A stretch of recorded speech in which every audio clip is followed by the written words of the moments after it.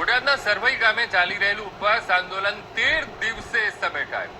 રાજુ પરમારના અપહરણ વિથ હત્યાના કેસમાં સ્પેશિયલ પબ્લિક પ્રોસિક્યુટરની માંગ કરાઈ હતી.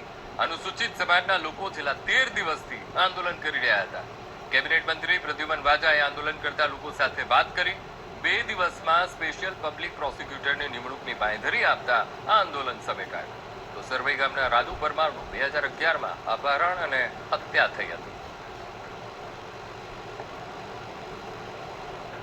વિગતમાં એવું છે કે કાલે કેબિનેટ મંત્રી પ્રદ્યુમન વાજા સાહેબ આવ્યા હતા અને તેઓએ અમને પારણા કરાવી અને ખાતરી આપી છે કે તમારી જે સ્પેશિયલ પીપીની માંગણી છે એ અમે તમને 2 દિવસમાં લેટર આપશું. એટલે અમે હાલ પૂરતું આંદોલન મોકૂફ કરીએ છીએ અને સમાજના તમામ લોકોને સાથે રાખી અને આ નિર્ણય લીધો છે અને અમને 2 દિવસની ખાતરી આપી છે પ્રદ્યુમન વાજા સાહેબે કે ભાઈ અમે તમને તમારી જે માંગણી છે એ સંતોષીએ છીએ અને 2 દિવસમાં તમને લેટર આપશું. અને કૌશિક વેકરિયા સાહેબ કાયદા મંત્રી સાથે પણ મને વાત કરાવડાવી હતી. એમને પણ મને 2011માં અમારા સાથી બાપભાઈ પરમાર છે, એમના ભાઈ રાજુભાઈ પરમારની અપહરણ વિથ મર્ડર થયેલું.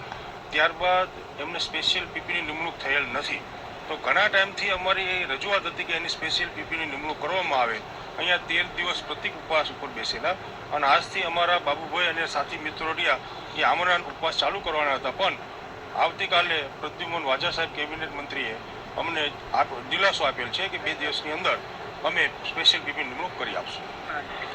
બનાવ એમ છે કે 2011નો આપણા બાબુભાઈ સરવઈના ભાઈને અપહરણ પ્લસ મર્ડર થયું હતું.